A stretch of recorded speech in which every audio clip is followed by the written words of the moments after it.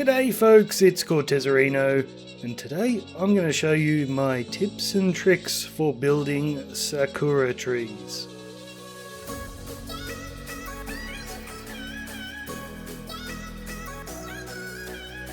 Or cherry blossom trees, whatever you want to call them. The Sakura ones are the famous variety from Japan, I think. I don't know, I did about 5 minutes of research. But yeah, I'm going to show you my techniques. Now, I will warn you that these are pretty easy to build in creative, but if you're attempting one in survival, they are very, very difficult. So just bear that in mind, and I'm going to show you the tutorial in creative.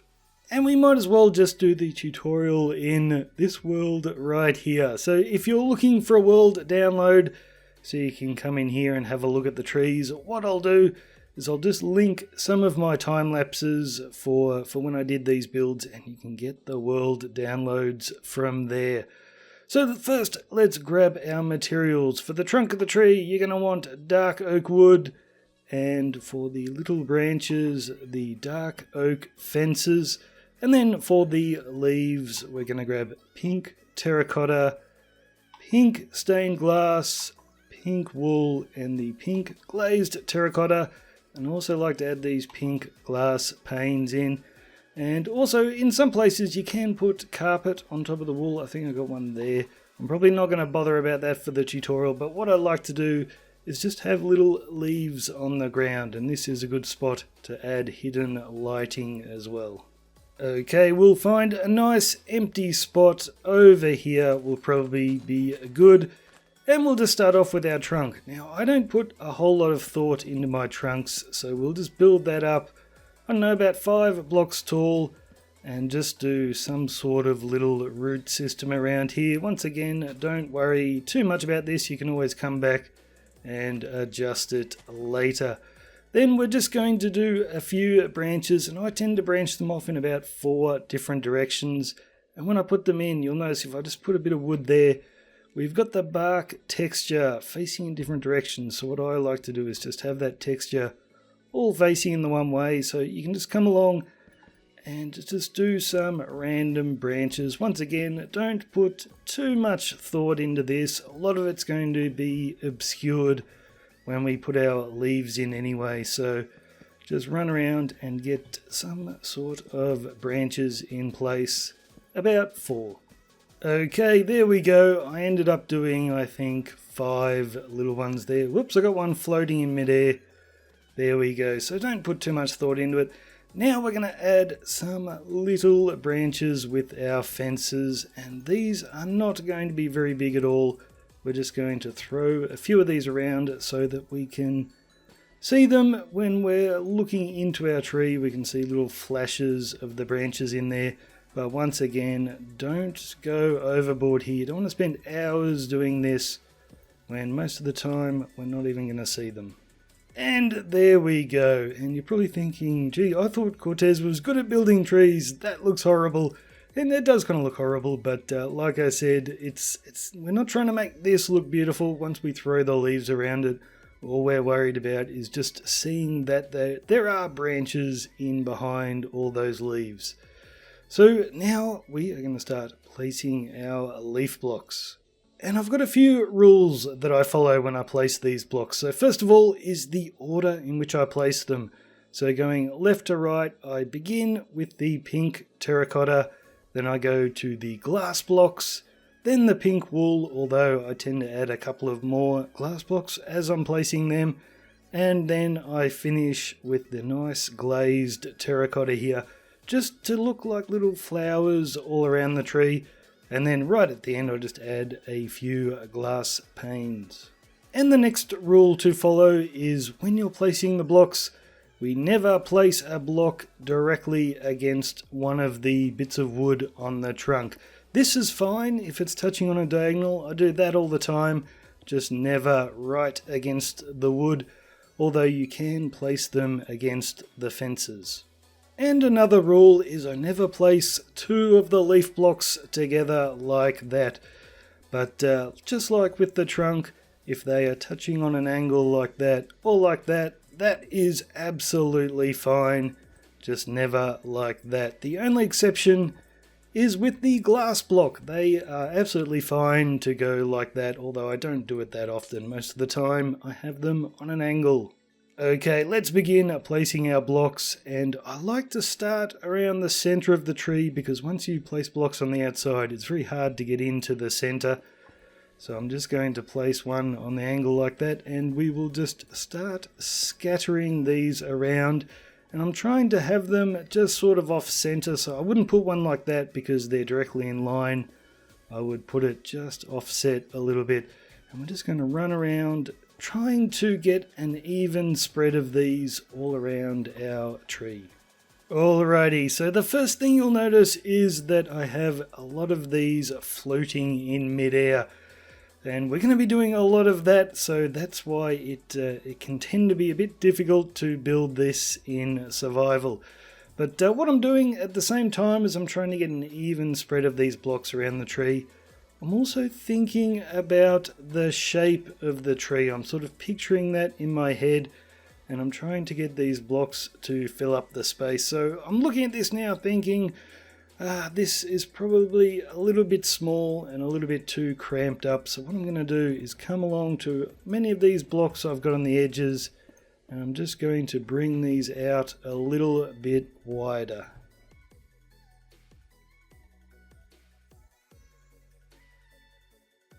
Okay, so I only moved about 6 or 7 blocks then, but already this is looking much, much better. So we've done that block. We probably won't revisit this block again. Now we're going to move on to the pink stained glass. And all we're doing here is just trying to bulk out the tree a bit more. So we're going to place about as many blocks as we just placed then. And once again, we will start in the center of the tree because it can get a bit difficult to place the blocks later on. And mostly just come along to the blocks you've already placed and just put some on an angle or have a 1 block gap in between them. This will take some time, but just run around your tree, getting a nice even spread of these glass blocks. Okay, there we go. I've added probably a bit more glass than I did the pink terracotta. And we've got a nice even spread. I've made sure I've got some down low and in the middle. And once again, I'm just looking at the shape of the tree, making sure it's okay. It looks a little bit funny over here. I might just add an extra block. We're trying to get nice rounded sort of branches. So just run around and make sure you've got a nice even spread of these glass blocks. So now we are going to do the exact same thing with the pink wool. Starting off toward the center of the tree where it's a little bit harder to place our blocks. And we're just going to do exactly what we've done before. But these blocks will add a lot of the pink color to our tree. So you want to add probably about as many of these as we did the glass blocks. But don't add too many of them like all too close together. If you find a spot where there's a big hole in your tree, and you want to add another block, but you've already got too much pink wool, just throw in a glass block instead. We want to make this tree nice and light and fluffy, and if you add too many blocks together, then it's just going to look like a big solid mass. So once again, follow the rules of never having 2 of these blocks directly side by side. Always have them on a bit of an angle. Okay, that's the pink blocks done. So basically, once I'd placed them all, I just made sure I had a nice even spread of them and making sure they're all the way down the bottom, all the way around and coming right up to the top. So I'm also just running around now just making sure I like the shape of my tree, that it doesn't have to be a little bit wider, or if I've got any blocks sticking out in weird places. And you should still be able to see all the branches in there. That's how we get our nice fluffy look to our tree. So now we will add the pink glazed terracotta, and we're not going to add too much of this. What we're trying to do is get a nice even spread of them. Picture it as if we are placing flowers all around the tree, so we want them all the way around the outside. You can put a few on the inside, so come in, make sure we've got 1 or 2 in the middle here, but most of these are going to be on the outside. And it's a good idea when you are placing all these blocks, because there are so many blocks everywhere and it can look like a bit of a mess.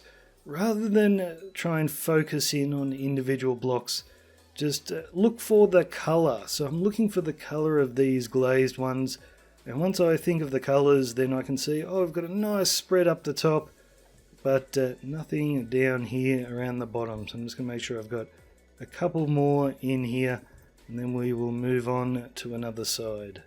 Alrighty, I think I've got a nice even spread of those blocks all the way around the tree, and I'm just double checking the shape, and I'm happy with that.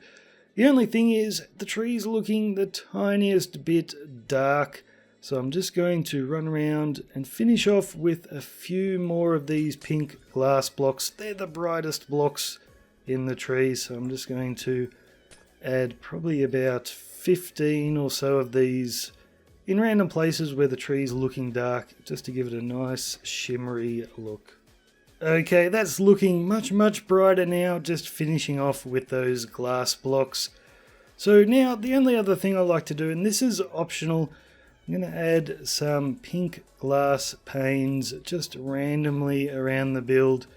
And I think this just, for some reason, it always makes the build look a little bit better.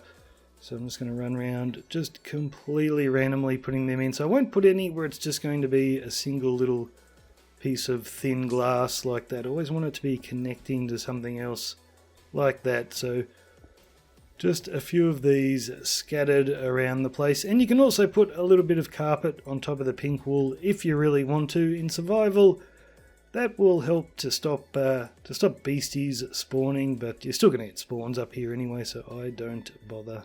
And I might just adjust this to show what I actually did that time.